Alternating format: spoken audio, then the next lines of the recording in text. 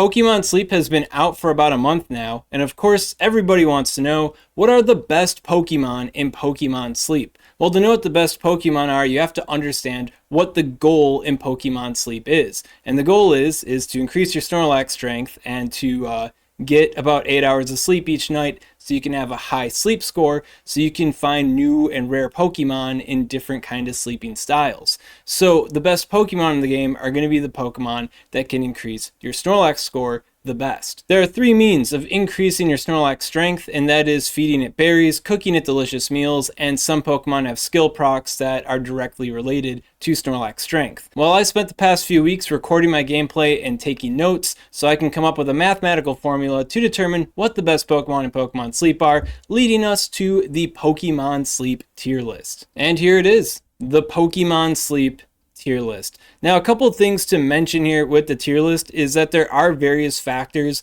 beyond the species alone that will influence your ability to get Snorlax strength. For example, we have different natures and sub-skills which can either hurt or increase the value of a particular species. On top of that, Snorlax will change its favored berry each week depending on what island you are. Right now it looks like some islands will consistently have the same bonus berries, and Snorlax will also change its favored meals week by week. As a result, which Pokemon is the best for your team in the moment might not correlate directly with the tier list, but everything being equal will give you this tier list. So basically use this tier list as like a general guideline as to which species are probably best to throw your biscuits at each morning, not the definitive end all be all. Like if you have 5 Gengars, that doesn't mean you're going to have the highest scoring team around, although more often than not 5 Gengars probably will be the highest scoring team that you can come up with. But you know, based on what the bonus berry is or what kind of dishes you can create, what kind of sub skills in nature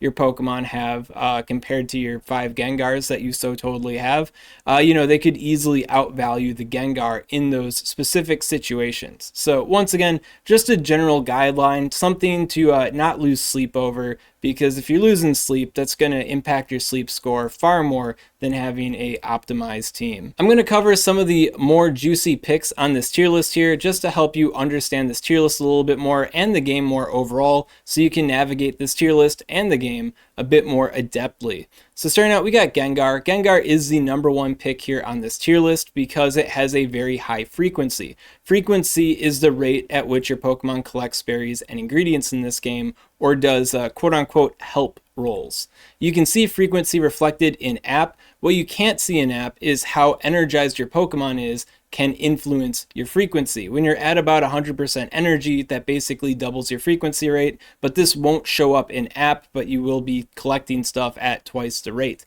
As it decays throughout the day, your rate will go closer and closer to what the displayed rate is. Every time it comes to roll a help, you will either get berries or ingredients, and the chance of getting berries to ingredients is roughly 3 to 4 to 1, so you are getting berries far more often. But if you have ingredient boosting sub-skill or nature, then you could be getting ingredients at a higher rate. Our friend Gengar here is an ingredient Pokemon, so every time it rolls an ingredient from a help, it will get 2 of the fiery herbs. Fiery herb is one of the higher scoring ingredients in the game, so that goes to boosting Gengar even further on this tier list.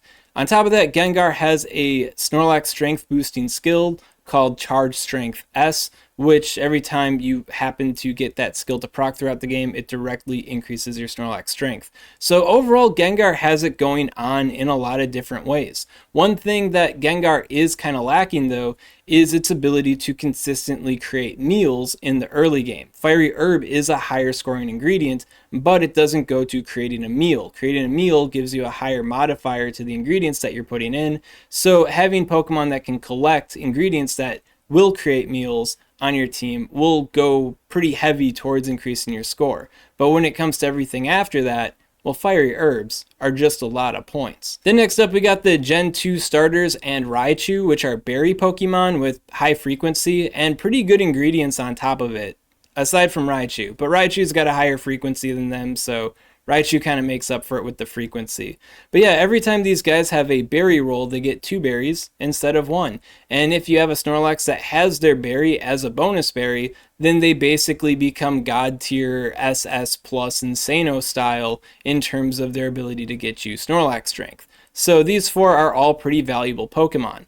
And then right now it appears that the other islands that we can raise Snorlax on don't rotate bonus berries. This could change in the future, but the Cyan Island, for example, will always have Oran Berry as a bonus berry, so Feraligatr and Croconaw are like extra good when you're hanging out on the Cyan Island. So I'd say pay extra close attention to that situation. And then finally, we have the Ampharos. And Ampharos is a skill Pokemon with the Charge Strength M skill. So everybody in S tier except for Ampharos has the Charge Strength S skill. This one has Charge Strength M. When it comes to the ability Pokemon, it appears that they are using their abilities about twice as often as non-skill Pokemon are.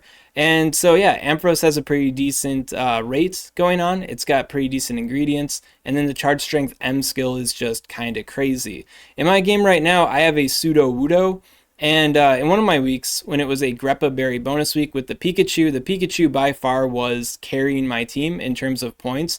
But Sudowoodo, with its Charge Strength M skill, was kind of hot on its heels. And now that I'm in a week where none of my Pokemon really have a bonus berry going on, Sudowoodo is absolutely carrying with the Charge Strength M skills. So as far as my experience with just Sudowoodo having Charge Strength M, it's kind of a big deal. Another Pokemon that has Charge Strength M would be the Espeon, which is pretty valuable there. So Charge Strength M, pretty delicious, but you know, it only goes so far when it comes to your rate, what kind of ingredients you can get, and how good your berry is. So only this one in the S tier. These guys tiered appropriately based on how they score per the formula. And the principles highlighted for the S tier Pokemon basically extend to the rest of the tier list in one way or another. However, going down to A tier, there are 2 interesting Pokemon skills that I do want to highlight for you, which could have either a lot of value or basically no value depending on how your account is built. The first skill is going to be the Cooking Strength S skill, which is held by the Magnezone family, Flareon, and Glaceon. What Cooking Strength does is it increases the amount of ingredients you can add to your next meal by 7, which might be a little bit confusing in the early game because you barely have enough ingredients to consistently cook your meals to begin with. Once you get a solid ingredient engine going, though, you could find yourself with enough excess ingredients where using a cooking power Pokemon could make a lot of sense. But if you don't, then it's just not going to make sense. If you don't have enough excess ingredients that you can consistently utilize, 7 to 14 more ingredients each day, well then these Cooking Strength Pokemon would probably be more like C or D tier rather than A tier. So it is something to keep in mind. Once you do get to a point in the game where you do have a lot of extra ingredients and you're like, man, I sure could use a couple more slots in my pot when I'm cooking, well that's when these Pokemon come in. But until you reach that point, their value is a little bit more dubious. The other skill I want to talk about here is going to be Energy for Everyone, which is held by Sylveon and the Wigglytuff family. Energy for Everyone increases the energy of every Pokemon on your team by 5. Now, when I was recording my gameplay, I'd only open the app like 3 to 4 times a day, so I didn't find a rate as far as energy for your frequency boost is concerned. But Wallower, a former Pokemon Go expert and YouTuber, tracked the rate for a day and found that there was a decay rate. It wasn't a straight on and off switch for your energy and the boost to your frequency. There was a decay rate. So translating that rate into this bonus here allowed me to, create a relationship between energy increasing and your Snorlax strength. Now, the thing to keep in mind with these Pokemon is that they do increase the energy of all the Pokemon on your team by 5, and how significant that is for their relative value is based on how optimized your team is. So if your Pokemon does have like double berry bonus Pokemon during Snorlax's bonus week, these are some high yield ingredient givers that you have going on, well then that's going to make these Pokemon look even better because they're keeping their rate boosted with the energy gains. But if you are with a more suboptimal team, well then having those Pokemon more energized isn't going to be as big of a deal. I'd say these are some good pet project Pokemon to keep in the back of your mind, because when you do have a more fully optimized team, like you're on the Cyan Beach and you got 2 Fraligators going on, well, keeping them energized with the Energy for Everyone Pokemon could be a pretty big deal for your Snorlax strength. But until you get to that point, having these Pokemon subbed out with something that could collect more ingredients or more berries could have a bigger influence on your Snorlax strength than helping everybody stay a little bit more energized. Now, if you're curious about the Energy Cheer and the Charge Energy Pokemon, they do have value too, and that value is reflected on the tier list. I'm just highlighting these two because Energy for Everyone has a bigger net value. The other energizing skills increase the energy by 12 and 14, I believe, but 5 for all your Pokemon is 25. Even if you cut these two out of the equation as being like a weaker link in the team, that is still 20 energy to their 12 and 14, so it does have a bigger influence overall. So just 2 curious Pokemon to keep your eyes peeled for. If you happen to get like an Igglybuff or something with main skill boosting nature or skill up sub skills, and that could be something, worth keeping and maybe raising as a pet project if you got nothing better to do. And I'd say at the end of the day, from my calculations here, on a fully optimized team, these Pokemon wouldn't be present on it. If you had like the best of the best 5 Pokemon for the Snorlax situation, it's very likely that these 2 wouldn't be seen on that team. However, realistically thinking about teams in Pokemon Sleep and how often they shift and how difficult it is to get a fully optimized team, if you have like a partially optimized team, then these Pokemon would always be taking one of the slots. No matter what kind of food the Snorlax wants, no matter what kind of bonus berry is going on, these Pokemon would consistently have value to any team that they're on because the other 4 Pokemon would be getting boosted by them. So just a pretty interesting team to keep your eyes peeled for. Between them, which one is better, the Sylveon or the Wigglytuff? They're about the same, so it's really going to come down to the sub-skills in nature that you have to work with the particular species that you have on your account. I also want to give a special highlight to the Gen 1 starters.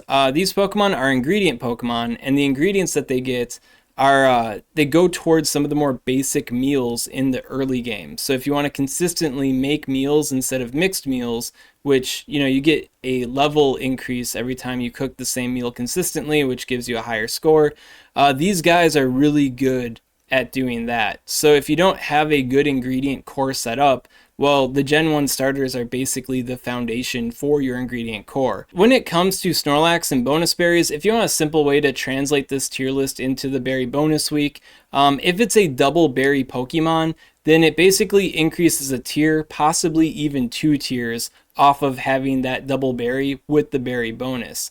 If it's just a single berry Pokemon, it could increase a tier, or it could just become a little bit better in the tier that it's already in.